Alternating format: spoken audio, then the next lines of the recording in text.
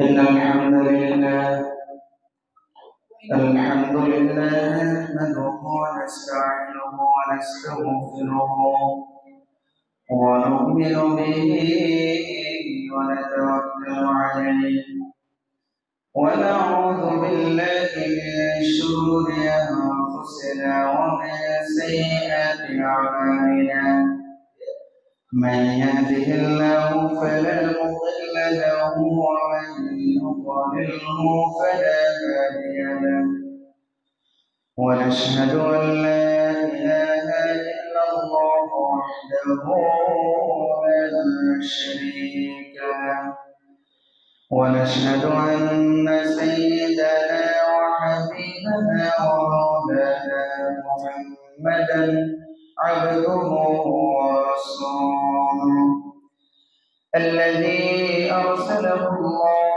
بالحق بشيرا ونذيرا وداعيا إلى الله بإذنه وسراجا وقمرا منيرا فقد قال الله تعالى في كلامه المجيد والفرقان الحميد أعوذ بالله من الشيطان الرجيم بسم الله الرحمن الرحيم قد أفلح المؤمنون الذين هم في صلاتهم خاشعون والذين هم عن اللغو معرضون والذين هم للزكاة فاعلون والذين هم لفروجهم حافظون إلا على أزواجهم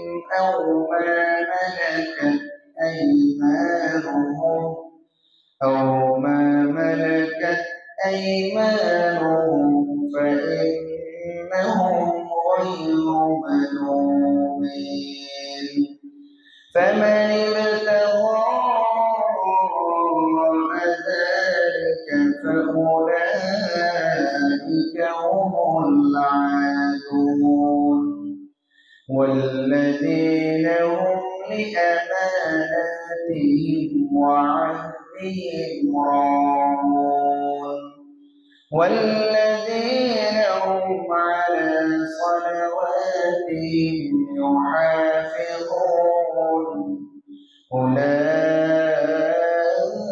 أولئك هم الوارثون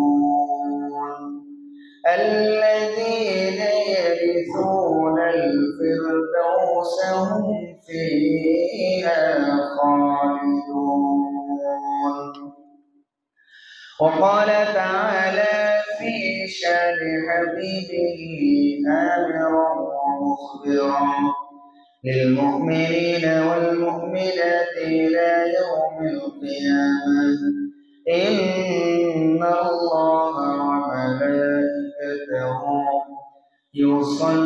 يصلون على النبي يا أيها الذين آمنوا صلوا عليه وسلموا تسليما اللهم صل على سيدنا مولانا محمد وعلى آل سيدنا مولانا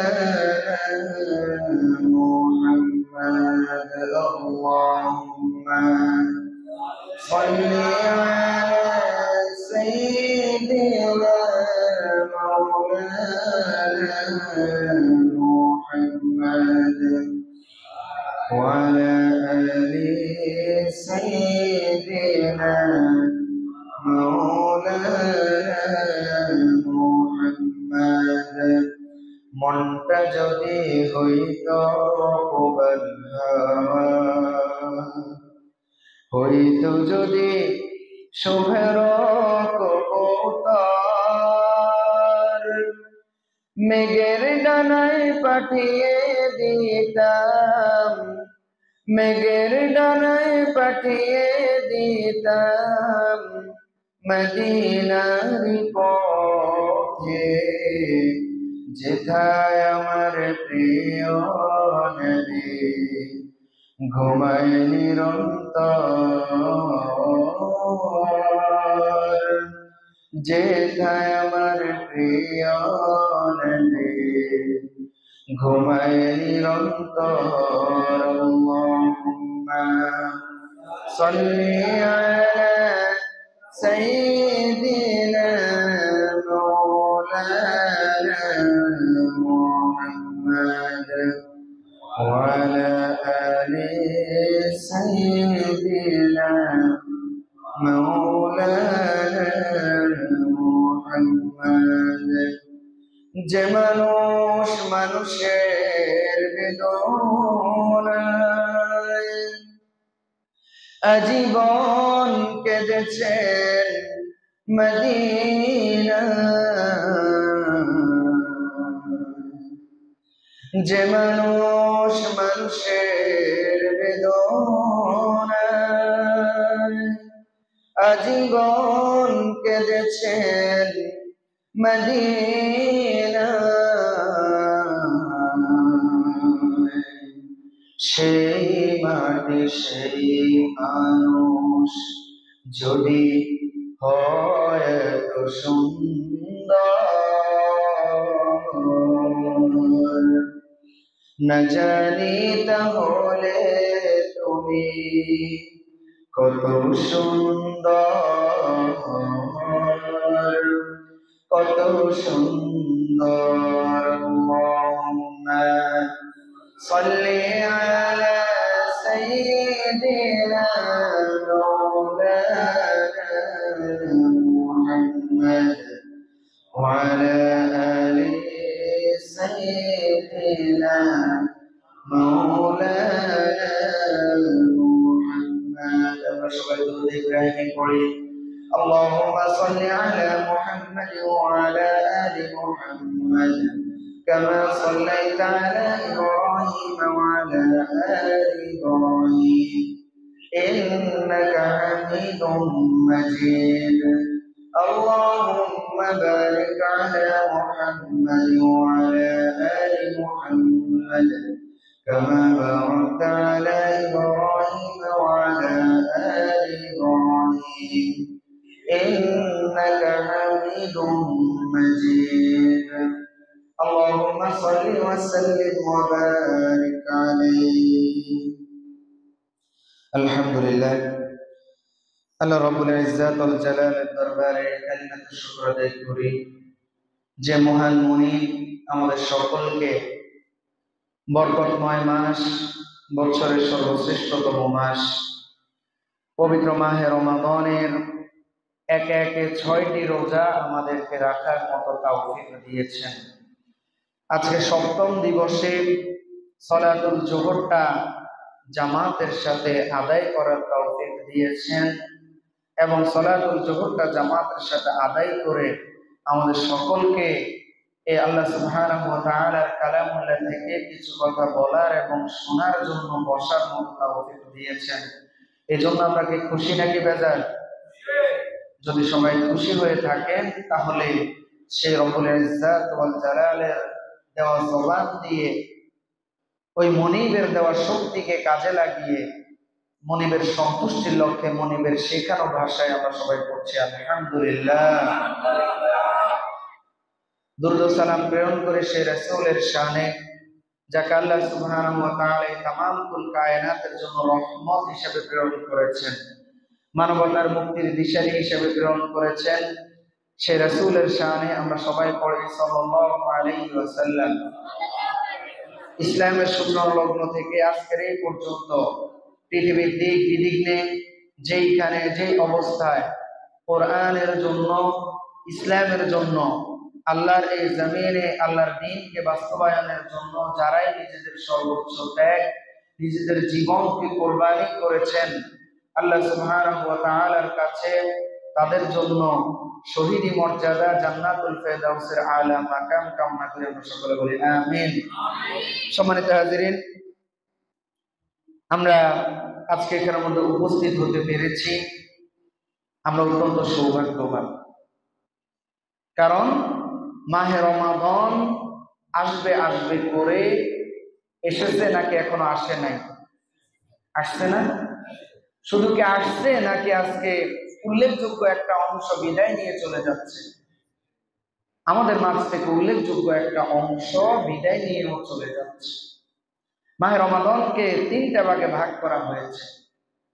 রাসূল সাল্লাল্লাহু আলাইহি ওয়াসাল্লাম বলেন, ওয়া হুয়া শাহরুন আউয়ালুহু রাহমা ওয়া আওসাতুহু মাগফিরা ওয়া আখিরুহু ইতকুম মিনান নার আও কামা ক্বালা আলাইহিস সালাতু ওয়াসসালাম।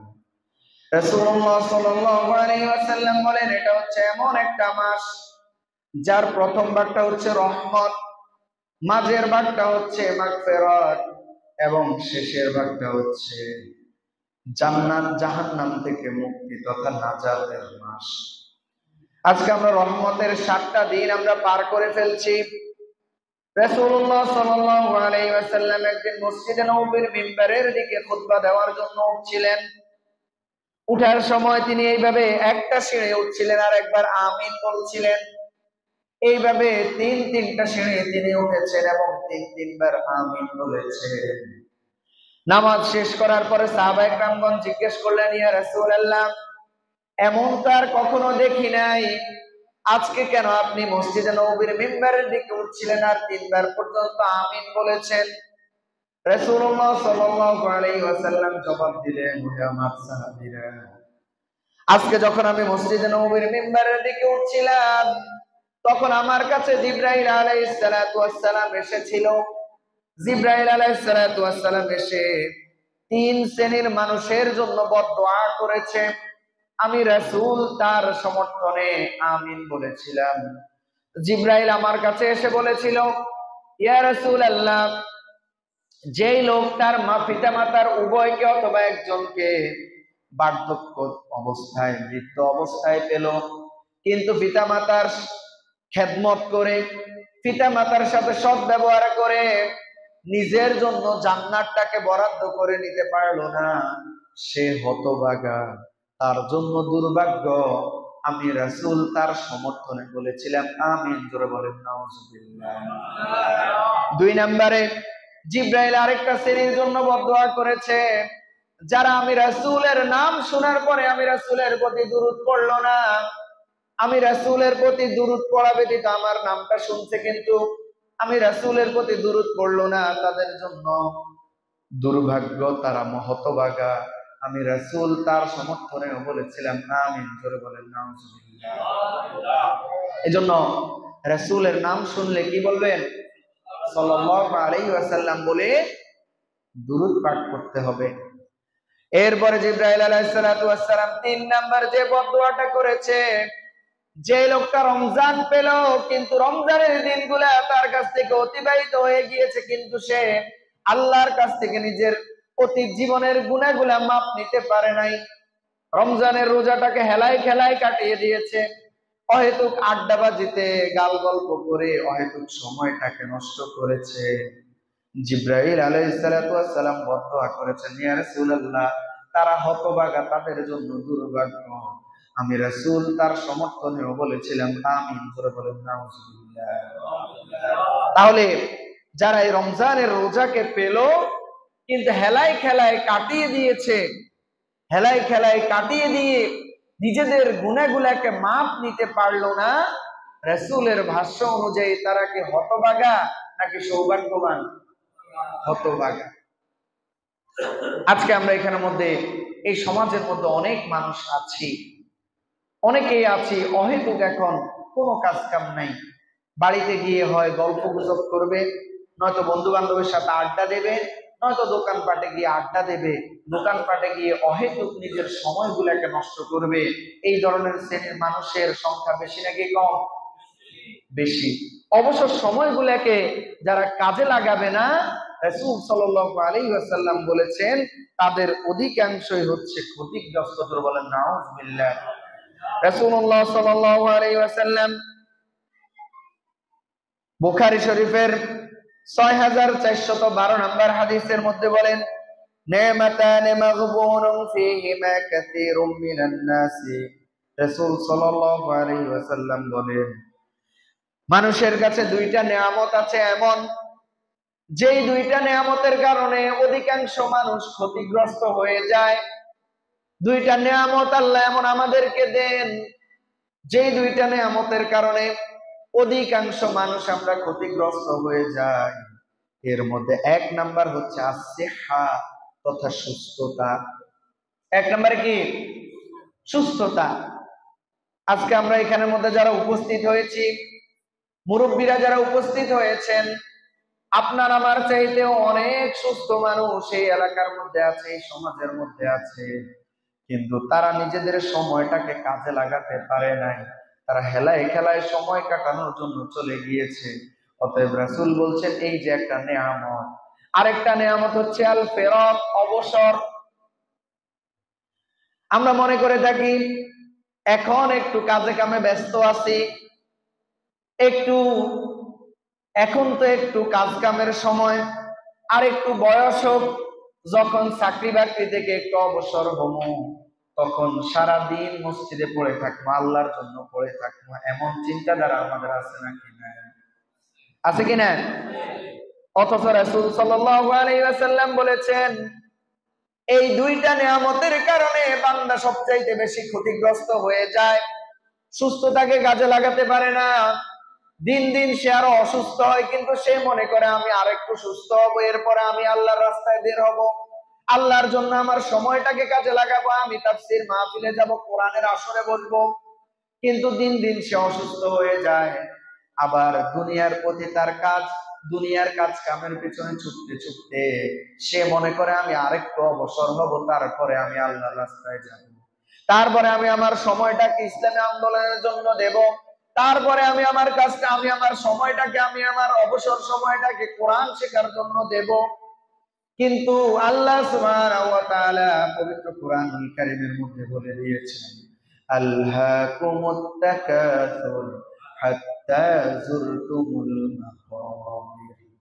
আল্লাহ সুবহানাহু ওয়া তাআলা বলেন আলহাকুমুত তাকাসুর, দুনিয়ার মোহ, প্রাচুর্যের প্রতিযোগিতা, প্রাচুর্যের মোহ, এটা তোমাদেরকে এমন ভাবে গাফেল করে রেখেছে, এমন ভাবে প্রাচুর্যের প্রতিযোগিতা তোমাদেরকে মোহাবিষ্ট করে রেখেছে, তোমাদেরকে মোহের মধ্যে রেখেছে।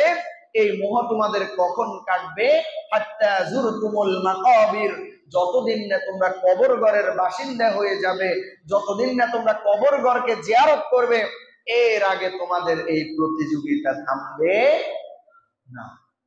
আজকে আমাদের অবস্থাও ঠিক তাই। আমরা দুনিয়ার পেছনে ছুটতে ছুটতে ছুটতে ছুটতে আমাদের এমন অবস্থা হয়ে যায়, মরার আগে আমরা অবসর হই না। আমার প্রিয় ভাইরা, তাহলে এই যে যারা এই মাহে রমাদানের এই বরকতময় সময়গুলোকে পেয়েও কাজে লাগাতে পারছে না, এই ধরনের আয়োজন, এই ধরনের কোরআনের আয়োজনে যারা শামিল হতে পারছে না, তারা কি সৌভাগ্যবান নাকি হতভাগা? হতভাগা। আমরা যারা এখানের মধ্যে আসতে পেরেছি, বসতে পেরেছি, আমরা আল্লাহ সুবহানাহু ওয়া তাআলার পক্ষ থেকে আমাদের উপর আল্লাহ সুবহানাহু ওয়া তাআলার বিশেষ অনুগ্রহ আছে বিদায় আমরা এখানের মধ্যে আসতে পেরেছি, বসতে পেরেছি। এজন্য আমরা আবার আল্লাহ সুবহানাহু ওয়া তাআলার দরবারে কালিমাতুশ শুকর আদায় করি, আলহামদুলিল্লাহ। এই যে আমি আপনি কালিমাতুশ শুকর আদায় করলাম, এটাতে লাভ নাকি লস? কাদের লাভ? নিজেদের লাভ। কাদের লাভ? আমাদের নিজেদের লাভ। কারণ এই দুনিয়ার মধ্যে আপনি যার গুণকীর্তন করবেন, আপনি যার পেছনে স্লোগান দেবেন, যার প্রশংসা করবেন, লাভ কিন্তু তার। আপনি কোন রাজনৈতিক দলের নেতার পেছনে গিয়ে, দুনিয়ার তথাকথিত রাজনৈতিক দলের নেতার পেছনে গিয়ে স্লোগান দিলেন, অমুক ভাইয়ের চরিত্র ফুলের মতো পবিত্র, এই যে আপনার ম্যান্ডেট দেখিয়ে, আপনার সমর্থন দেখিয়ে আপনার ভাগ্যে সর্বোচ্চ হয়তো একটা বিরিয়ানির প্যাকেট, নয়তো সর্বোচ্চ 500 টাকা, এর বেশি তো আর কিছু না। কিন্তু আপনার এই সমর্থন দেখিয়ে ওই নেতা কিন্তু তার আখের গুছিয়ে নিচ্ছে।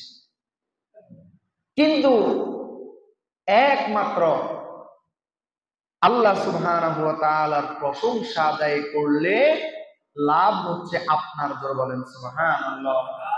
সূরা লুকমানের মধ্যে আল্লাহ সুবহানাহু ওয়া তাআলা বলেন, ওয়ালাকাদ আতাইনা লুকমানাল হিকমাতা আনিশকুর লিল্লাহ। আল্লাহ সুবহানাহু ওয়া তাআলা বলেন, হযরত লোকমানকে আমি আল্লাহ জ্ঞান শিক্ষা দিয়েছি, প্রজ্ঞা শিক্ষা দিয়েছি, ইলম দিয়েছি। ইলম পেয়ে কাজ কি? আনিশকুর লিল্লাহ, সে যেন আমি আল্লাহর শুকরিয়া আদায় করে। ওমাই ইয়াশকুর ফাইন্নামা ইয়াশকুরু লিনাফসি, আর যে ব্যক্তি আল্লাহর শুকরিয়া আদায় করলো সে যেন নিজের জন্যই নিজের জন্য সে শুকরিয়া আদায় করলো, নিজের জন্যই করলো। জোর বলেন সুবহানাল্লাহ। তাহলে এই দুনিয়ার মধ্যে আমরা যাদের পেছনে স্লোগান দেই, লাভ হয় তাদের। আর আল্লাহ সুবহানাহু ওয়া তাআলার আপনি যদি স্লোগান দেন, আল্লাহ সুবহানাহু ওয়া তাআলার গুণকীর্তন করেন, প্রশংসা আদায় করেন, লাভ হবে আপনার। আরো কি লাভ? কাল কিয়ামতের মাঠে আল্লাহ সুবহানাহু ওয়া তাআলা তার যে সমস্ত আদরের বান্দাদেরকে জান্নাত দিয়ে ভূষিত করবেন, জান্নাতে আল্লাহ সুবহানাহু ওয়া তাআলা যাদেরকে সবার আগে ডেকে ডেকে দাঁড় করাবেন, ডেকে ডেকে প্রবেশ করাবেন, জান্নাতের দিকে ডাকবেন, তারা কারা? রাসূল সাল্লাল্লাহু আলাইহি ওয়াসাল্লাম বলেন, আউয়ালু মান ইউদআ ইলাল জান্নাতিল হামিদুন আল্লাযীনা ইয়াহমাদুনা ফিস সাররা'i ওয়াদ দাররা। রাসূল সাল্লাল্লাহু আলাইহি ওয়াসাল্লাম বলেন, কাল কিয়ামতের মাঠে আল্লাহ সুবহানাহু ওয়া তাআলা সবার আগে যাদেরকে ডেকে ডেকে জান্নাতে প্রবেশ করাবেন, তারা হচ্ছেন ওই সমস্ত প্রশংসাকারী ব্যক্তি যারা সুখে দুঃখে সর্ব অবস্থায় শুকরিয়া আদায় করে। কার? কার? আল্লাহ সুবহানাহু ওয়া তাআলা। আপনি দুনিয়াতে আপনার চাইতে নিচে যেই ব্যক্তি আছে তার দিকে তাকাবেন, তাহলেই আল্লাহর প্রতি আপনার কৃতজ্ঞতা বোধ জন্মাবে। আমরা এখন আমাদের চাইতে উপরে যেই লোকটা আছে তার দিকে তাকাই, এই জন্য আমরা আল্লাহর শুকরগুজার বান্দা হতে পারি না। অথচ সাহাবা ইকরামগণের বৈশিষ্ট্য ছিল, তারা দুনিয়ার ব্যাপারে তাদের চাইতে নিচে যেই ব্যক্তি আছে তার দিকে তাকাতেন, আর আখিরাতের ব্যাপারে তার চাইতে অগ্রগামী কে আছে তার দিকে তাকাতেন। আখিরাতের ব্যাপারে তারা চিন্তা করতেন, আমি আজকে তাহাজ্জুদ পড়তে পারি না, আমার ওই ভাই তো তাহাজ্জুদ পড়ে ফেলেছে। আমি আজকে দান করতে পারি নাই, আমার ওই ভাই তো দান করে ফেলেছে। আমি আজকে রোজা রাখতে পারি নাই, আমার ওই ভাই তো রোজা রেখে ফেলেছে। আমি আজকে কোরআন তেলাওয়াত করতে পারি নাই, আমার ওই ভাই তো কোরআন তেলাওয়াত করে ফেলেছে। আখিরাতের ব্যাপারে তাদের চিন্তাধারা ছিল এমন। আর দুনিয়ার ব্যাপারে চিন্তাধারা কেমন ছিল? দুনিয়ার ব্যাপারে তাদের চিন্তাধারা ছিল, দুনিয়াতে আমাকে তো আল্লাহ 1000 টাকা ইনকাম করার মতো তৌফিক দিয়েছেন, আমার এমন তো অসংখ্য ভাই আছে যারা দৈনিক 500 টাকাও ইনকাম করতে পারে না। আমাকে আল্লাহ 500 টাকা ইনকাম করার তৌফিক দিয়েছেন। আল্লাহর তো এমন অনেক বান্দা আছে, আমার এমন অনেক ভাই আছে যাদেরকে আল্লাহ দৈনিক 200 টাকাও ইনকাম করার তৌফিক দেন না। আমাকে তো আল্লাহ 200 টাকা ইনকাম করার মতো সামর্থ্য দিয়েছেন। আমার তো এমন অনেক ভাই আছে যারা 1 টাকাও ইনকাম করার মতো সামর্থ্য নাই, অন্যের দ্বারে দ্বারে ভিক্ষা করে বেড়ায়, আরেকজনে কিছু দেবে, সাহায্য করবে, তারপরে সে চলবে, এমন ভরসা করে অনেককে চলতে হয়। আমাকে তো আল্লাহ অসুস্থ রেখেছেন, আমি তো এখনো হাঁটা চলা করতে পারি অসুস্থ হওয়ার পরেও। আমার তো এমন অনেক ভাই আছে যে ভাইটা হাসপাতালের বিছানায় শুয়ে আছে, আমাকে তো আল্লাহ হাসপাতালে রেখেছে। আমার তো এমন অনেক ভাই আছে যে ভাইটা আইসিইউর মধ্যে মৃত্যুর প্রহর গুনছে, আমাকে তো আল্লাহ একটা হাত দেন নাই। আমার এমন অনেক ভাই আছে যে ভাইটাকে আল্লাহ 2টা হাত দেন নাই, যার 2টা হাতই কাটা গিয়েছে বা কোনো কারণে অ্যাক্সিডেন্টে চলে গিয়েছে। আমাকে তো আল্লাহ 2টা হাত দেন নাই। আমার তো এমন অনেক ভাই আছে যে ভাইটার একটা পা নাই, আমার তো একটা পা নাই। আমার তো এমন অনেক ভাই আছে যে এই ভাইটা দুইটা পায় নাই, হামাগুড়ি দিয়ে দিয়ে চলতে হয়। আমাকে তো আল্লাহ এখনো দৃষ্টি শক্তি দিয়েছেন। আমার এমন অনেক ভাই আছে যে ভাইটার দৃষ্টি শক্তি নাই। আমাকে তো আল্লাহ এখনো শ্বাস প্রশ্বাস নেওয়ার মতো তাওফিক দিয়েছেন। আমার তো এমন অনেক ভাই আছে যাকে অক্সিজেন দিয়ে আলাদা শ্বাস প্রশ্বাসের ব্যবস্থা করতে হয়। তাদের চিন্তাধারা ছিল এমন, কিন্তু আজকে আমাদের চিন্তাধারা শুধু নাই নাই নাই। এমন একটা মুহূর্ত নাই যে মুহূর্তটায় আমরা আল্লাহর নিয়ামত থেকে খালি থাকি। এমন একজনকে বলতে পারবেন, এমন একটা মুহূর্ত আপনি দেখাতে পারবেন যে মুহূর্তটা আল্লাহর আপনি সাহায্য থেকে, আপনার আল্লাহর নিয়ামত থেকে আপনি খালি আছেন? দেখাতে পারবেন? আপনি সব বাদ দেন, আপনার চাকরি নেই বাদ দেন, আপনি ভিক্ষা করে খান, এরপরেও আপনি প্রত্যেক মুহূর্তে প্রতিটা সেকেন্ডে সেকেন্ডে আল্লাহ দেওয়া অক্সিজেন নেন কি নেন না? তাহলে 1 ঘন্টা যদি আপনি হাসপাতালে অক্সিজেন দিতে হয়, কমপক্ষে আপনার 300 টাকা লাগবে। এইভাবে দৈনিক আপনি যদি হিসেব করেন, আপনার হাসপাতালে অক্সিজেনের বিল আসবে 7,200 টাকা। এবার আপনি হিসেব করেন, আপনি যে 60-70 বছর আপনি যে হায়াত পেলেন, আপনি যে আল্লাহর দেওয়া অক্সিজেন থেকে অক্সিজেন গ্রহণ করলেন, আল্লাহর অ্যাকাউন্টে আপনি কত টাকা জমা করেছেন? কখনো কি চিন্তা করেছেন? এজন্য আল্লাহ সুবহানাহু ওয়া তাআলা বলেন, লাইন শাকারতুম লাযীদান্নাকুম ওয়া লাইন কাফারতুম ইন্না আযাবী লাশাদীদ। ওহে আমার বান্দারা, তোমরা প্রত্যেকটা মুহূর্তে আমি আল্লাহর নিয়ামত ভোগ করো। আমি আল্লাহর নিয়ামত থেকে তোমরা একটা সেকেন্ড খালি নাই। এই আমি আল্লাহর নিয়ামত ভোগ করে যদি তোমরা আমি আল্লাহর শুকরিয়া আদায় করো, লা আযীদান্নাকুম, লামে তাকিদ নুনে সাকিলা, আল্লাহ সুবহানাহু ওয়া তাআলা তাকিদ দিয়ে বলছেন অবশ্যই অবশ্যই আমি আল্লাহ তোমাদের জন্য আমি আল্লাহর নিয়ামতকে বাড়িয়ে দেব।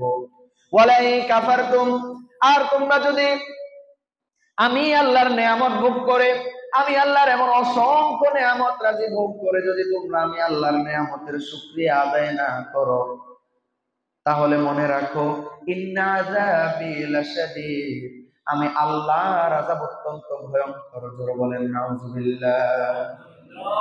এজন্য একটু চিন্তা করবেন মাঝে মাঝে, সুখে থাকেন দুঃখে থাকেন যে অবস্থায় থাকেন, কেউ জিজ্ঞেস করেছে ভাই কেমন আছেন, কি বলবেন? কি বলবেন? আপনি সুস্থ আছেন, আপনাকে জিজ্ঞেস করেছে ভাই আপনি কেমন আছেন, কি বলবেন? আলহামদুলিল্লাহ। আপনি অসুস্থ, আপনাকে যদি কেউ জিজ্ঞেস করে ভাই কেমন আছেন, কি বলবেন? আলহামদুলিল্লাহ। আপনার গায়ে জামা আছে, নতুন জামা, আপনাকে যদি কেউ জিজ্ঞেস করে ভাই কেমন আছেন, কি বলবেন?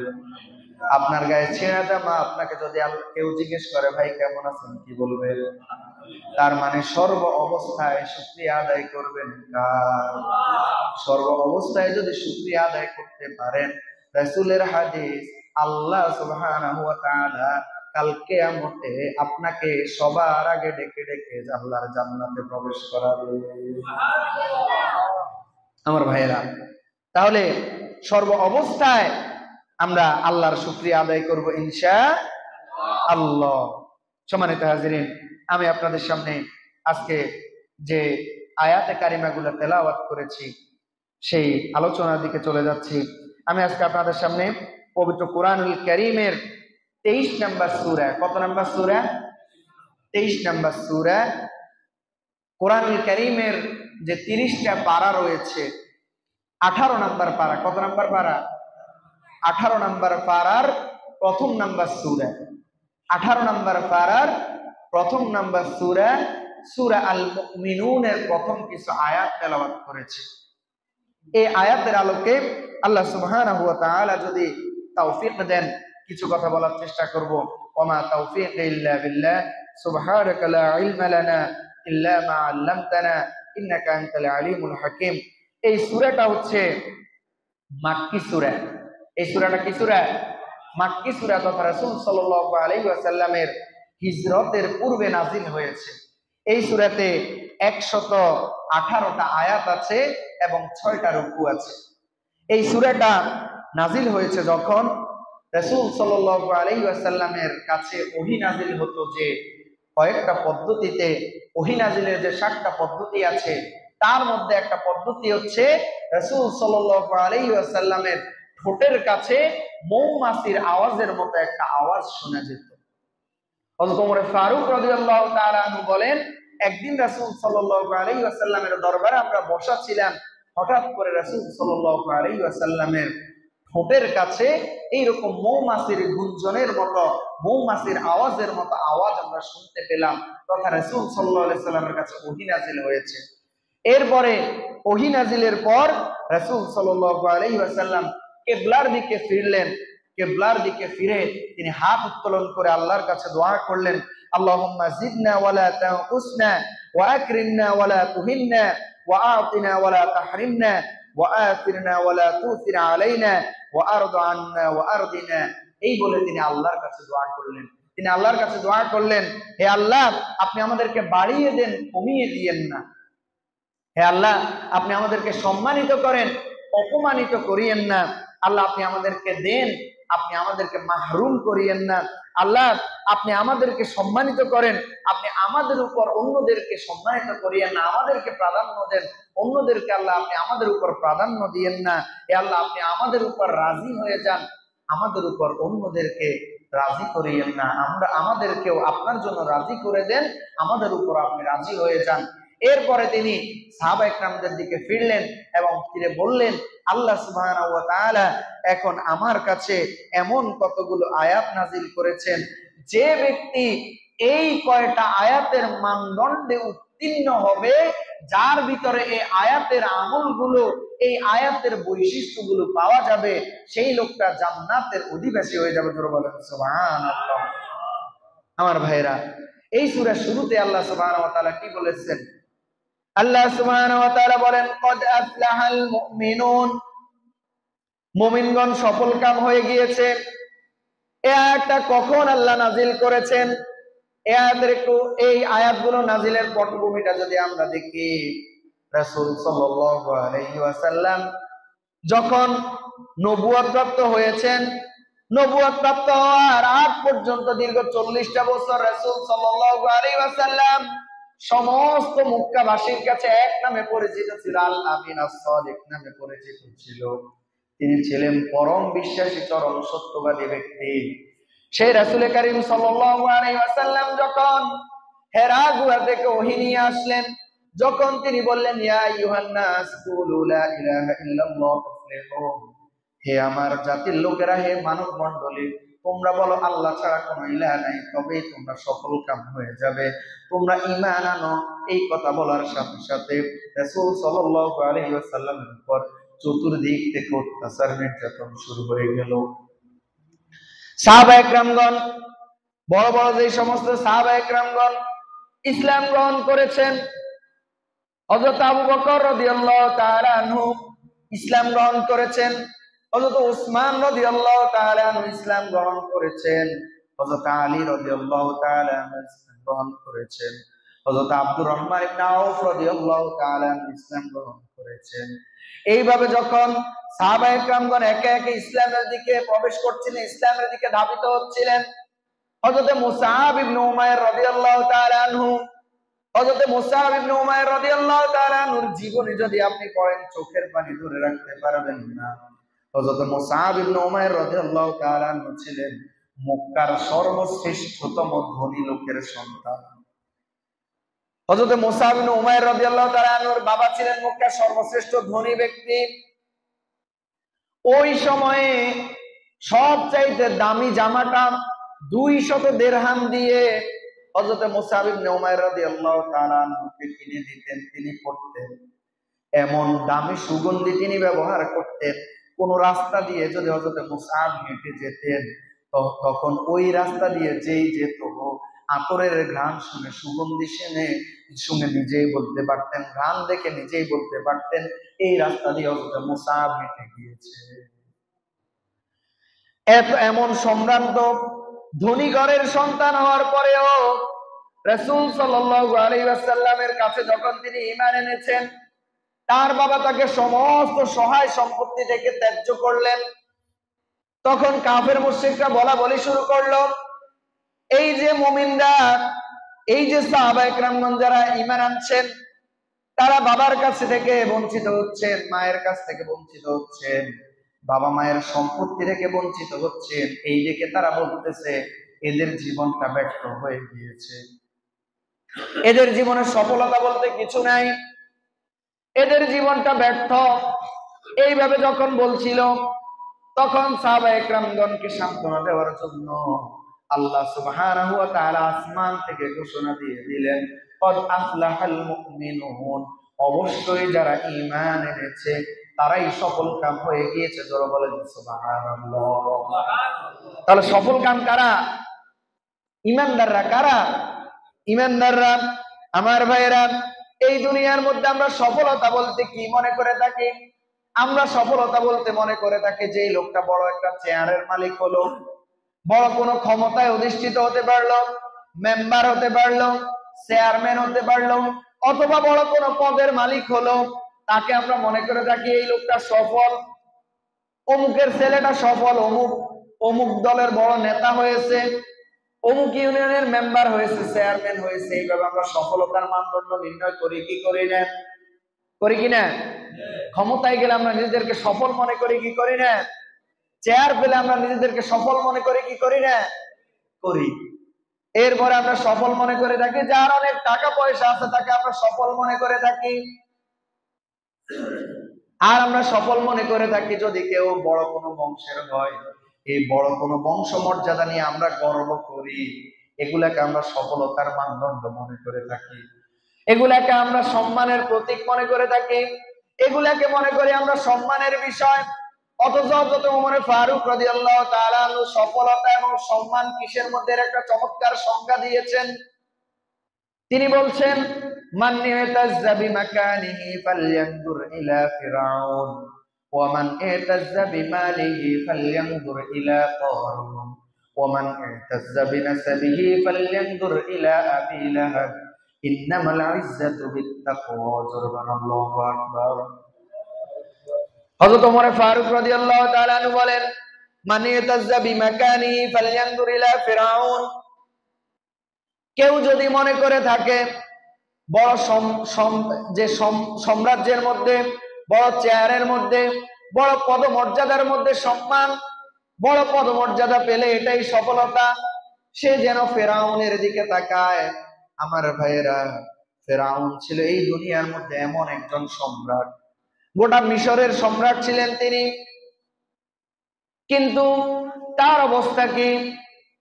ক্ষমতাকে টিকানোর জন্য হাজার হাজার বনি ইসরাইলের সন্তানকে সে হত্যা করেছে, শিশুকে হত্যা করেছে, কিন্তু তার জীবনটা কি সফল? তার পতনের পর থেকে আজ পর্যন্ত কেউ ফেরাউন নাম রেখেছে? নাম রেখেছে? ফেরাউনের নামটা নেওয়ার সময় আমরা কি সম্মানের সাথে নেই নাকি ঘৃণা ভরে নেই? আজকেও যারা আলেম ওলামাদেরকে বিদ্বেষ পোষণ করে, আলেম ওলামাদেরকে অত্যাচার করে, নির্যাতন করে, তাদেরকে আমরা কার সাথে তুলনা করি? কার সাথে তুলনা করি? যারাই নিজেরাই ফ্যাসিস্ট হয়ে যায় তাদেরকে আমরা ফেরাউন বলে আখ্যা দেই। তার মানে ফেরাউন আমাদের কাছে কোনো সম্মানের শব্দ নয়, ফেরাউন আমাদের কাছে কোনো সম্মানের বস্তু নয়। ফেরাউনের নামটা আমরা নেওয়ার সময় ঘৃণা ভরে নেই। ফেরাউনকে আল্লাহ সুবহানাহু ওয়া তাআলা এই দুনিয়া থেকে নিশ্চিহ্ন করে দিয়েছেন। ফেরাউনকে আল্লাহ সুবহানাহু ওয়া তাআলা সুযোগ দিয়েছেন, কিন্তু সর্বশেষ যখন সে তার অহংকারের সর্বোচ্চ চূড়ায় চলে গিয়েছে, সে যখন তার দাম্ভিকতায়, সে যখন তার অহংকারের চূড়ান্ত পর্যায়ে চলে গিয়েছেন, আল্লাহ সুবহানাহু ওয়া তাআলা সুতাটাকে টান দিয়েছেন। তাকে ধ্বংস করার জন্য আল্লাহ সুবহানাহু ওয়া তাআলার কি কোনো সৈন্যবাহিনীর প্রয়োজন হয়েছে? কোন সৈন্যবাহিনীর প্রয়োজন হয়েছে? লোহিত সাগরের পানিগুলোকে আল্লাহ সুবহানাহু ওয়া তাআলা শুধু নির্দেশ দিয়েছেন, দুই দিকের পানি এসে ফেরাউনকে এমন জোরে একটা বাড়ি দিয়েছে, ফেরাউন সহকারে ফেরাউনের যত সাঙ্গপাঙ্গ ছিল সকলেই একসাথে লোহিত সাগরের পানির মধ্যে নাকানি চুবানি খেয়ে জমিন থেকে নাস্তানাবুদ হয়ে বিদায় নিয়েছে। ঠিক না বেঠিক? শুধুমাত্র আল্লাহ তাকে ধ্বংস করে দিয়ে ক্ষান্ত হন নাই। আল্লাহ সুবহানাহু ওয়া তাআলা তাকে জমিন থেকে নাস্তানাবুদ করে বিদায় করে দিয়ে আল্লাহ সুবহানাহু ওয়া তাআলা ছেড়ে দেন নাই। কিয়ামত পর্যন্ত ফেরাউনের নাতিপুতি যারা আসবে, যারাই ফেরাউনের মতো স্বৈরাচার হওয়ার জন্য চিন্তা করবে, যারাই ক্ষমতা পেয়ে ক্ষমতাকে জনগণের আমানত মনে না করে নিজেদের মতো করে ব্যবহার করার চেষ্টা করবে, যারাই ক্ষমতা পেয়ে আলেম ওলামাদের উপর অত্যাচার শুরু করবে, ফেরাউনের মতো মানুষকে হত্যা শুরু করবে, খুন গুম শুরু করবে, তাদের জন্য আল্লাহ সুবহানাহু ওয়া তাআলা কিয়ামত পর্যন্ত ফেরাউনকে দৃষ্টান্ত বানিয়ে এখনো মিশরের জাদুঘরের মধ্যে ফেরাউনের লাশটা আছে নাকি নাই? আল্লাহ সুবহানাহু ওয়া তাআলা কোরআনুল কারীমের মধ্যে বলে দিয়েছেন, আল ইয়াউমা নুনাজ্জিকা বিবাদানিকা লিতাকুনা লিমান খালফাকা আয়া। হে ফেরাউন, আমি তোমাকে শুধুমাত্র ধ্বংস করে দিয়ে ক্ষান্ত হই নাই, আমি তোমাকে তোমার পরবর্তী তোমার যে নাতিপুতিরা আসবে, তোমার মতো যারা ফ্যাসিস্ট হবে, তোমার মতো যারা ক্ষমতার চেয়ারে বসে, তোমার মতো যারা ক্ষমতার চেয়ারে বসে আল্লাহর দিকে যারা মানুষকে ডাকবে তাদেরকে হত্যা করবে, আল্লাহর দিকে যারা মানুষকে আহ্বান করবে তাদেরকে খুন করবে, গুম করবে, যারা শিশুদেরকে হত্যা করবে, এই সমস্ত অপরাধগুলো যারা করবে, যারা ক্ষমতারকে আমানত মনে না করে, যারা নিজেদের সম্পদ ব্যক্তিগত সম্পদ মনে করবে, আমি আল্লাহ হে ফেরাউন তোমাকে ধ্বংস করে দিয়ে আমি আল্লাহ ছেড়ে দেই নাই। কিয়ামত পর্যন্ত তোমাকে আমি আল্লাহ তাদের জন্য আয়া নিদর্শন বানিয়ে রেখেছি। ধরে বলেন সুবহানাল্লাহ। ফেরাউনের লাশ কিন্তু এখনো পচে নাই, এখনো মমি বানিয়ে রেখে দিয়েছেন। তার মানে এখান থেকে আমাদের জন্য শিক্ষা, ফেরাউনকে আল্লাহ ছাড় দিয়েছেন কিন্তু ছেড়ে দেন নাই। ফেরাউনের মতো আবার নমরুদকেও আল্লাহ সুবহানাহু ওয়া তাআলা শিক্ষা দিয়েছেন। এই দুনিয়ার মধ্যে 4 জন মানুষ গোটা পৃথিবীকে একত্রে শাসন করেছে। এই পৃথিবীর সীমানা যতদূর তার শাসন ক্ষমতা ছিল ততদূর। 2 জন ছিলেন মুসলমান, 2 জন ছিলেন কাফের। মুসলমান 2 জন হচ্ছেন হযরত সুলাইমান আলাইহিস সালাতু ওয়াস সালাম, আরেকজন হচ্ছেন বাদশা যুলকারনাইন, যার কথা কোরআনুল কারীমের মধ্যে এসেছে। এই 2 জন ছিলেন মুমিন আর 2 জন ছিলেন কাফের। এক হচ্ছে নমরুদ, 2 নাম্বার হচ্ছে বখতে-নসর। এই নমরুদ ক্ষমতা পেয়ে সে এত বেশি দাম্ভিক হয়ে গিয়েছে, হযরত ইব্রাহিম আলাইহিস সালাতু ওয়াস সালাম আল্লাহ সুবহানাহু ওয়া তাআলার খলিলুল্লাহ, আল্লাহ সুবহানাহু ওয়া তাআলার বন্ধু হযরত ইব্রাহিম খলিলকে কষ্ট দিতে দিতে এমন পর্যায়ে নিয়ে গিয়েছে, শেষ পর্যন্ত সে হযরত ইব্রাহিম আলাইহিস সালাতু ওয়াস সালামকে আগুনের মধ্যে পর্যন্ত ফেলেছে।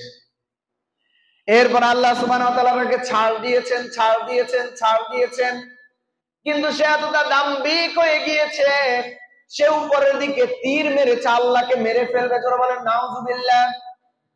উপরের দিকে তীর ছুঁড়েছে, সে আল্লাহকে হত্যা করবে। এখন আল্লাহ সুবহানাহু ওয়া তাআলা যখন দেখেছেন সে তার অহংকারের সর্বশেষ সীমানায় পৌঁছে গিয়েছে, আল্লাহ সুবহানাহু ওয়া তাআলা এবার গুণিটাকে, গুণির সুতাটা ধরে টান দিয়েছেন। কারণ নাটাই কার হাতে? নাটাই কার হাতে? গুণিকে যখন আমরা উড়ানোর জন্য নিয়ে যাই, গুণি যখন আকাশে উড়ে তখন মনে করে সে স্বাধীন। আমাদেরকেও আল্লাহ সুবহানাহু ওয়া তাআলা এই দুনিয়ার মধ্যে যখন ছেড়ে দেন তখন আমরা মনে করে থাকি আমরা তো একটা কিছু হয়ে গিয়েছি। আমরা তখন আল্লাহকে ভুলে যাই, কোরআন ভুলে যাই, ইসলাম ভুলে যাই, আল্লাহর দেওয়া বিধিবিধান ভুলে যাই। আল্লাহর দেওয়া বিধিবিধান ভুলে গিয়ে নিজেদের মতো চলতে শুরু করি। ওই যে ঘুড়ির মতো আমরা মনে করে থাকি আমরা মনে হয় স্বাধীন, কিন্তু ঘুড়ি স্বাধীন নয়, ঘুড়ির নাটাই একজনের হাতে থাকে কি থাকে না? থাকে কি থাকে না? সন্ধ্যা যখন ঘনিয়ে এসে নাটাইয়ের সুতা ধরে টান দেয় কি দেয় না? তখন জায়গায় আসা লাগে কি লাগে না? তেমনি ভাবে আমাদেরকেও আল্লাহ এই দুনিয়ার মধ্যে ছেড়ে দিয়েছেন, নাটাই কিন্তু আল্লাহর হাতে। আমরা যখন অহংকার করতে করতে করতে করতে একবারে যখন অহংকারের আমরা যখন জুলুম করতে করতে জুলুমের শেষ সীমানায় পৌঁছে যাই, আল্লাহ তখন নাটাইটা ধরে টান দেন। ফেরাউনকে আল্লাহ ছাড় দিয়েছেন, নমরুদকে আল্লাহ ছাড় দিয়েছেন। নমরুদকে ছাড় দিতে দিতে দিতে দিতে যখন সে একেবারে অহংকারের শেষ সীমানায় পৌঁছে গিয়েছে, তখন আল্লাহ সুবহানাহু ওয়া তাআলা নাটাই ধরে টান দিয়েছেন। তাকে ধ্বংসের জন্যও আল্লাহর কোন বড় ধরনের শত্রু বাহিনীর সৈন্য বাহিনীর প্রয়োজন হয় নাই, সামান্য একটা মশাকে আল্লাহ পাঠিয়েছেন। কি পাঠিয়েছেন? মশা। একটা ল্যাংড়া মশা এসে তার নাক দিয়ে ঢুকে গেছে, ঢুকে গিয়ে একবারে মস্তিষ্কে চলে গিয়েছে, মাথায় চলে গিয়েছে। মাথায় চলে গিয়ে ভেতরে যখন একবারে এইভাবে চারদিকে ছুটাছুটি শুরু করে দেয়, এবার তার মাথা ব্যথা শুরু হয়ে গেছে। সে মাথার মধ্যে যখন এইভাবে হাত দিয়ে আঘাত করে দেখতেছে একটু মশাটা চুপ হয়ে গেলে ভালো লাগে, আবার মাথা ব্যথা শুরু হয়ে যায়। এবার সে আর নিজের হাত দিয়ে কুলায় না, এবার দাসীদেরকে বলতেছে আমার মাথায় আঘাত করো, ঝাড়ু দিয়ে আঘাত করো, জুতা দিয়ে আঘাত করো। এভাবে আল্লাহ সুবহানাহু ওয়া তাআলার পক্ষ থেকে ঝাড়ুর পিটা, জুতার পিটা খেয়ে নমরুদকে আল্লাহ দুনিয়া থেকে বিদায় করে দিয়েছে। এবার বলুন, ফেরাউনকে এই দুনিয়াতে সম্রাট ছিল কি ছিল না? ছিল কি ছিল না? এটা আমার সাথে কথা বলেন, ছিল কি ছিল না? ক্ষমতা পেয়েছে কি পায় নাই? আমরা কি তার চাইতেও বড় ক্ষমতাবান হয়ে যেতে পারবো? কথা বলেন, আমরা কি ফেরাউনের চাইতে বড় ক্ষমতাধর হতে পারবো? নমরুদের চাইতে বড় ক্ষমতাধর হতে পারবো? তাহলে কিসের আমরা সফলতা মনে করি ক্ষমতাকে? নমরুদ সফল নয়, ফেরাউন সফল নয়। এজন্য হযরত ওমর ফারুক রাদিয়াল্লাহু তাআলা আনহু বলেন, মান ইয়াতাজ্জা বিমাকানি ফালয়ানজুর ইলা ফিরাউন। যে ব্যক্তি ক্ষমতার মধ্যে নিজের সফলতা তালাশ করে, ক্ষমতাকেই নিজের সফলতার মানদণ্ড মনে করে থাকে, সে যেন ফেরাউনের দিকে তাকায়। ফেরাউন এত ক্ষমতা পাওয়ার পরেও, এত বড় ক্ষমতাধর ব্যক্তি হওয়ার পরেও সে সফল নয়। তার নামটা মানুষ নেওয়ার সময় সম্মানের সাথে নেয় না, তার নামটা নেওয়ার সময় মানুষ ধিক্কারের সাথে নেয়, অত্যন্ত ঘৃণা ভরে নেয়। তার মানে ক্ষমতা কি সফলতার মানদণ্ড? ক্ষমতা কি সফলতার মানদণ্ড না। এরপর আমরা সফল মনে করে থাকি যার টাকা পয়সা আছে, বড় বড় প্রাসাদ আছে, অট্টালিকা আছে, ব্যাংক ব্যালেন্স আছে, কোটি কোটি টাকা আছে, তাকে আমরা সফল মনে করে থাকি। অথচ হযরত ওমর ফারুক রাদিয়াল্লাহু তাআলা আনহু বলেন, ওয়ামান ইয়াতাজ্জা বিমালিহি ফালয়ানজুর ইলা কারুন। যে ব্যক্তি টাকা পয়সার মধ্যে, অর্থ সম্পদের মধ্যে সফলতা তালাশ করে, সে যেন কারুনের দিকে তাকায়। কারণ এই দুনিয়ার মধ্যে এত পরিমাণ সম্পদের মালিক ছিল, তার যে সাম্রাজ্য ছিল, এখনো মিশরের মধ্যে বুহায়রাতে কারুন নামে একটা হ্রদ আছে। একটা হ্রদ আছে 56,000 একর। 56,000 একরের এই বিশাল হ্রদটা, এই পুরাটা ছিল কারুনের সাম্রাজ্য। কারুনের অর্থ সম্পদ ছিল এই পুরাটা এলাকা জুড়ে। তার সম্পদ কত ছিল? সূরা কাসাসের ৭৬ নম্বর আয়াতের মধ্যে আল্লাহ সুবহানাহু ওয়া তাআলা তার ঘটনা বর্ণনা করেছেন। আল বিদায়া ওয়ান নিহায়া গ্রন্থকার বলেন, তার সম্পদ কত ছিল সেটা পরে। তার সম্পদ যে আলমারির মধ্যে রাখা হতো, যে সন্দুকের মধ্যে তার সম্পদ রাখা হতো, কতগুলো সন্দুক তার এইভাবে অর্থ সম্পদ স্বর্ণ গয়নায় ভরপুর ছিল, চিন্তা করেন। তার ওই যে সন্দুকের চাবি বহন করার জন্য এক বর্ণনায় আছে একদল শক্তিশালী যুবকের প্রয়োজন হতো, আরেক বর্ণনায় একদল খচ্চরের প্রয়োজন হতো। এত সম্পদের মালিক ছিল। এই সম্পদ পেয়ে যখন তাকে হযরত মূসা আলাইহিস সালাতু ওয়াস সালাম যখন তাকে গিয়ে বলল, তোমার এই সম্পদ থেকে তুমি আল্লাহর রাস্তায় ব্যয় করো, কারুন তখন বলল, আমার এই সম্পদ আমি অর্জন করেছি, এই সম্পদ কেন আমি আল্লাহর রাস্তায় ব্যয় করব? এবার বলুন তো, সে কি আল্লাহর কাছে নতজানু হয়েছে নাকি অহংকার করেছে? সে যখন অহংকার করলো, আল্লাহ সুবহানাহু ওয়া তাআলা এবার জমিনকে নির্দেশ দিয়েছেন, জমিন তুমি কারুনকে সহকারে তার এই সমুদ্র সাম্রাজ্যটা সহকারে তুমি মাটির নিচে টেনে নাও। এবার মাটিটাকে নিচ থেকে টানা শুরু করলো। যখন তার টাকনু পর্যন্ত মাটি টেনে নিল, সে মনে করেছে সে মনে হয় উঠে যেতে পারবে। হাঁটু পর্যন্ত যখন টেনে নিয়েছে, সে তখন আল্লাহর কাছে তাওবা করে নাই। সে মনে করেছে সে উঠে যাবে।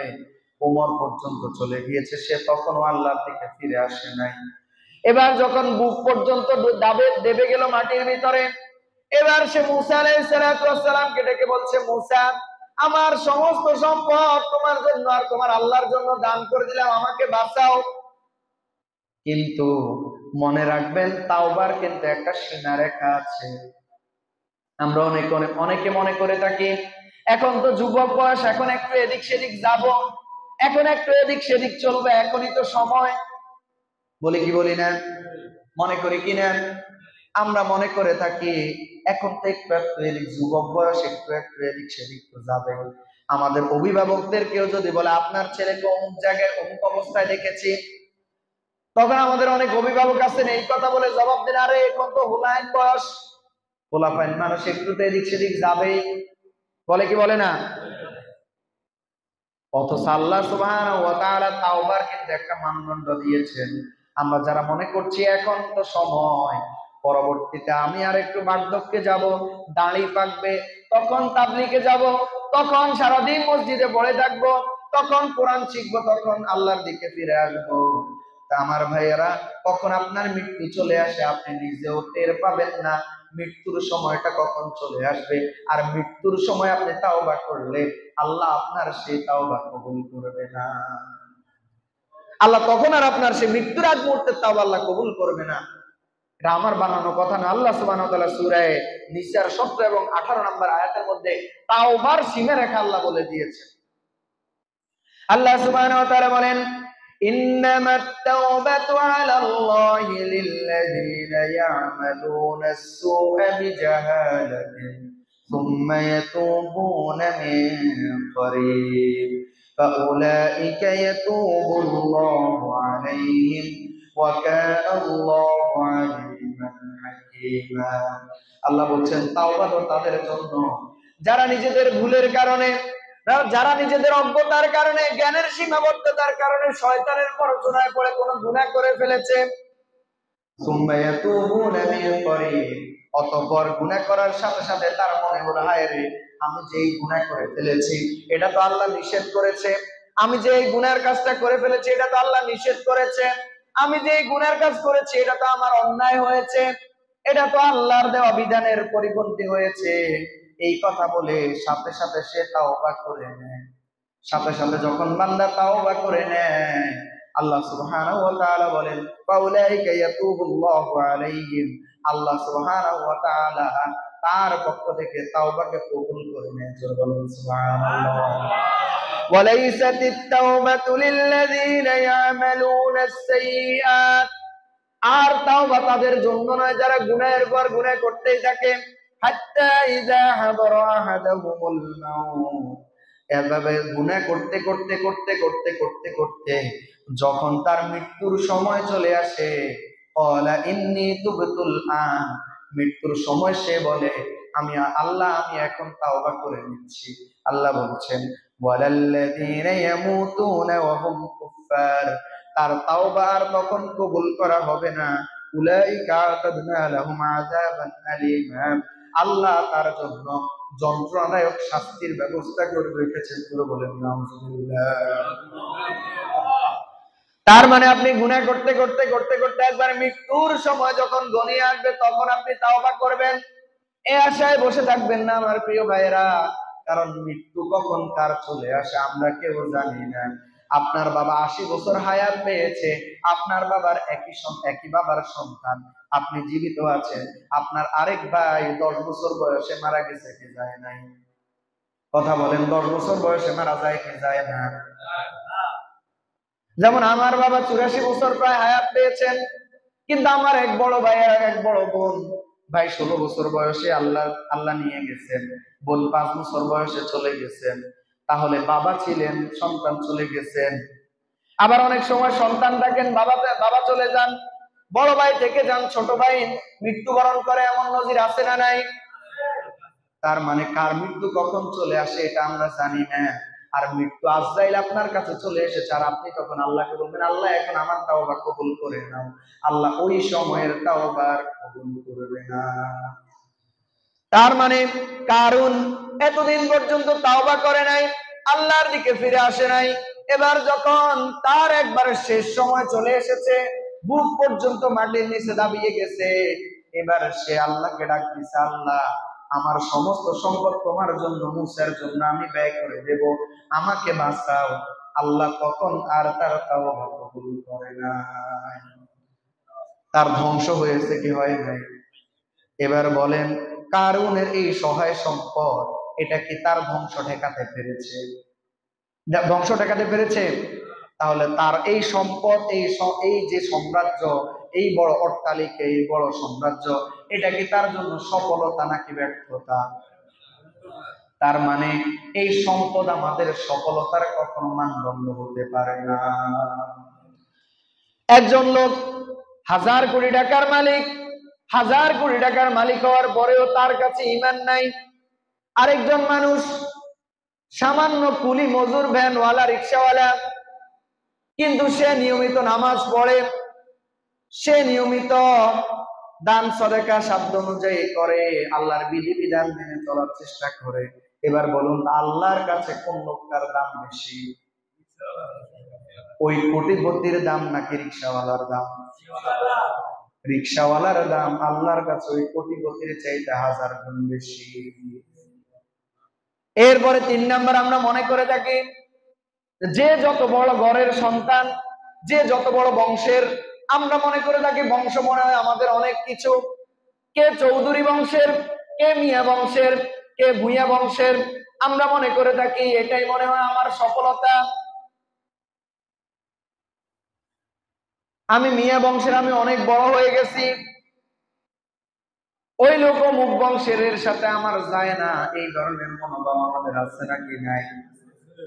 হযরত ওমর ফারুক রাদিয়াল্লাহু তাআলা বলেন, ওমান ইয়াতাযাবি নাসাবিহি ফালইয়ানজুর ইলা আবি লাহাব, কেউ যদি বংশ মর্যাদার মধ্যে নিজের সম্মান মনে করে থাকে, তাহলে সে যেন আবু লাহাবের দিকে তাকায়। আবু লাহাব রাসূল সাল্লাল্লাহু আলাইহি ওয়াসাল্লামের কে ছিলেন? রাসূলের কে ছিল? আপন চাচা। মক্কার সর্বশ্রেষ্ঠ বংশ, কুরাইশ বংশে তার জন্ম। তাহলে মক্কার সর্বশ্রেষ্ঠতম বংশ, রাসূল সাল্লাল্লাহু আলাইহি ওয়াসাল্লাম যিনি সমস্ত সৃষ্টিকুলের মধ্যে সর্বশ্রেষ্ঠ সৃষ্টি, আল্লাহ সুবহানাহু ওয়া তাআলা সৃষ্টি জগতের সর্বশ্রেষ্ঠতম সৃষ্টি, ওই রাসূলের আপন চাচা হওয়ার পরেও, মক্কা শ্রেষ্ঠ বংশে জন্ম হওয়ার পরেও আবু লাহাব কি সফল নাকি ব্যর্থ? তার ধ্বংসের ঘোষণা কোরআনুল কারীমের মধ্যে আছে নাকি নাই? তাহলে যার ধ্বংসের ঘোষণা কোরআনুল কারীমের মধ্যে আছে, তার জীবন কখনো সফল হতে পারে না। এজন্য আমরা যারা মনে করে থাকি মিয়া বংশের ছেলে আমি, ভুইয়া বংশের ছেলে আমি, চৌধুরী বংশের ছেলে আমি অনেক বড় কিছু হয়ে গেছি, না না, আল্লাহ সুবহানাহু ওয়া তাআলা বলছেন, আল্লাহ সুবহানাহু ওয়া তাআলা সূরা হুজুরাতের মধ্যে বলেন, তোমাদেরকে আমি ভিন্ন ভিন্ন জাতিতে, ভিন্ন ভিন্ন গোত্রে, ভিন্ন ভিন্ন সম্প্রদায়ে আমি আল্লাহ সৃষ্টি করেছি, লিতাআরাফু, তোমরা একে অপরের সাথে পরিচিত হওয়ার জন্য শুধুমাত্র।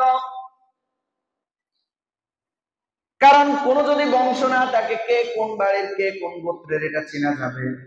এই এলাকায় আব্দুল্লাহ অনেক আছে, এক আব্দুল্লাহ এই বাড়ির, আরেক আব্দুল্লাহ ওই বাড়ির, আরেক আব্দুল্লাহ ওই বাড়ির, এভাবে আব্দুল্লাহ কোন আব্দুল্লাহ, অমুক বাড়ির আব্দুল্লাহ, মিজি বাড়ির আব্দুল্লাহ, চৌধুরী বাড়ির আব্দুল্লাহ, ভুইয়া বাড়ির আব্দুল্লাহ, এইভাবে আমরা পরিচয় দেই কি দেই না? তাহলে এই যে বংশ মর্যাদা, এটা পরিচয়ের বাহিরে অন্য কোনো কিছু না। আল্লাহর কাছে দাম কার বেশি?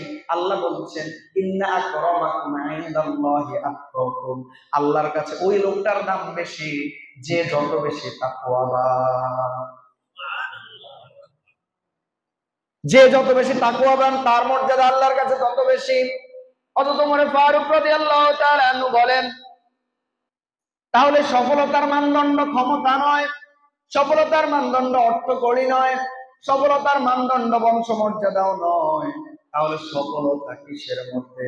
সফলতার মানদণ্ড হচ্ছে হযরত ওমর ফারুক রাদিয়াল্লাহু তাআলা বলেন, ইন্নামাল ইজ্জাতু বিত্তাকওয়া, সম্মান সফলতা এটা হচ্ছে তাকওয়ার মধ্যে। জোরে বলেন সুবহানাল্লাহ। তার মানে এই দুনিয়ায় আমরা যেগুলোকে সফলতার মানদণ্ড মনে করে থাকি, এর কোনো কিছুই সফলতার মানদণ্ড নয়। আল্লাহ সুবহানাহু ওয়া তাআলা সাহাবায়ে কেরামদের ওই অবস্থার মধ্যে যখন মক্কার কাফের মুশরিকরা ঘোষণা দিচ্ছিল, এই দেখো এত বড় ঘরের ছেলেগুলো মুহাম্মদের সাথে গিয়ে তারা ব্যর্থ হয়ে গিয়েছে, তারা বাবার সম্পদকে ছেড়ে গিয়ে যাচ্ছে, তারা বাবা মায়ের আদর সবকিছু তারা ত্যাগ করছে মুহাম্মদের জন্য, এদের জীবনটা সফল নয়। আল্লাহ সুবহানাহু ওয়া তাআলা তখন ঘোষণা দিচ্ছেন, এরাই সফল, কদ আফলাহাল মুমিনুন, এই মানুষগুলাই সফল। জোরে বলেন সুবহানাল্লাহ। তার মানে ঈমান হচ্ছে সফলতার মূল চাবিকাঠি। ঈমান নাই আপনার কোনো দাম নাই, ঈমান আছে আপনার সব আছে। ঈমানটা হচ্ছে কেমন? একটা উদাহরণ দেই, দুইটা উদাহরণ দেব আমি বাস্তবতা থেকে। আমরা যারা অঙ্ক করি, শূন্যের ব্যবহার আমরা করি কি করি না? কথা বলেন, করি কি করি না? ধরেন 100টা শূন্য আমি এক জায়গায় রাখলাম, এই শূন্যগুলোর দাম কত? 100টা শূন্য আমি এক নাগাড়ে লিখে গেলাম, এই শূন্যগুলোর দাম কত আছে? আছে কিছু? কিন্তু এগুলার বামে যদি আমি একটা 1 লিখে দেই, এবার শূন্য সব কিছুর দাম আছে নাকি নাই? এই ঈমানটা হলো 100টা শূন্যের বামে ওই একটার মতো ঈমান আছে। এবার আপনি নামাজ পড়লেন, আপনার নামাজ আল্লাহর কাছে কবুল হবে, আপনি এই নামাজ দিয়ে আল্লাহর কাছাকাছি যেতে পারবেন। আপনি রোজা রাখবেন, আপনার ঈমান আছে, আপনার এই রোজা কাজে লাগবে।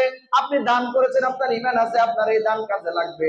আপনি নেক আমল করেছেন, আপনার সমস্ত নেক আমলগুলা এবার ডান পাশে শূন্যের মতো যোগ হবে। কিন্তু আপনার যদি বাম পাশের একটাই না থাকে, তাহলে আপনি যত ভালো কাজই করেন না কেন, আপনার এই ভালো কাজগুলোর দাম শূন্য।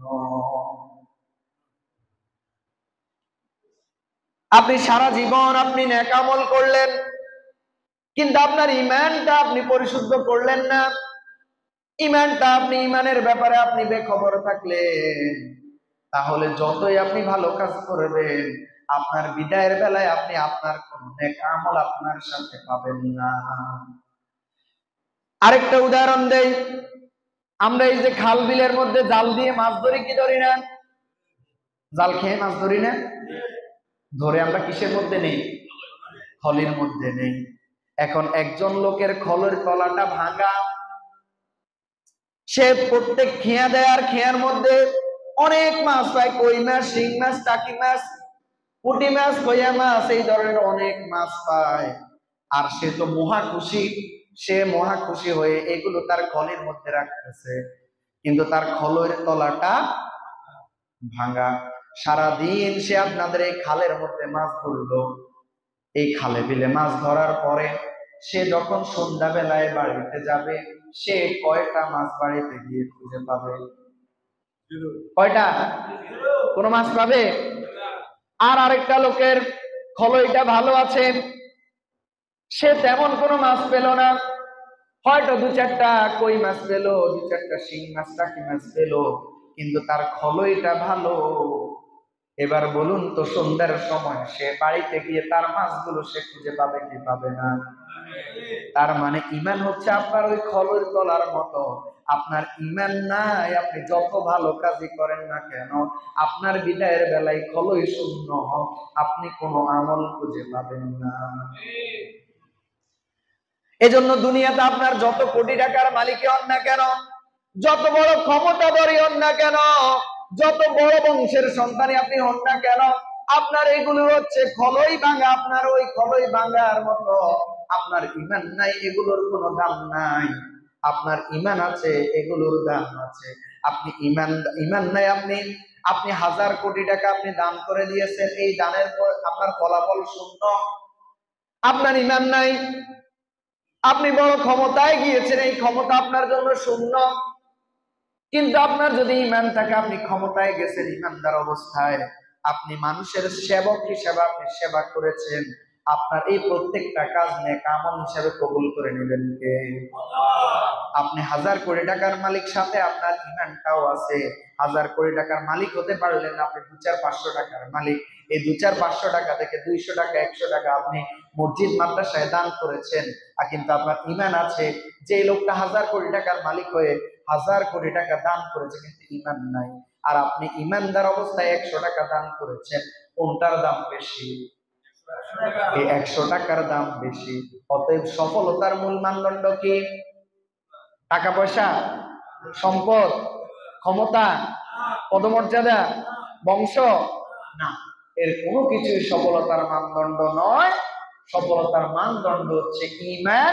ঈমান আছে আপনার সব আছে, ঈমান নাই আপনার কিচ্ছু নেই। ঈমান আছে আপনার সব আছে, ঈমান নাই কিছুই নেই। আবু তালেব রাসূল সাল্লাল্লাহু আলাইহি ওয়াসাল্লামকে সহযোগিতা করেছিলেন কি করেন নাই? করেছিলেন না? সারা জীবন রাসূল সাল্লাল্লাহু আলাইহি ওয়াসাল্লামের জন্য মন প্রাণ দিয়ে রাসূলকে ভালোবেসেছিলেন, কিন্তু ঈমান আনতে পারে নাই, ঈমানদারের হতে পারে নাই। তার সারা জীবনের এই কাজগুলোর মূল্য।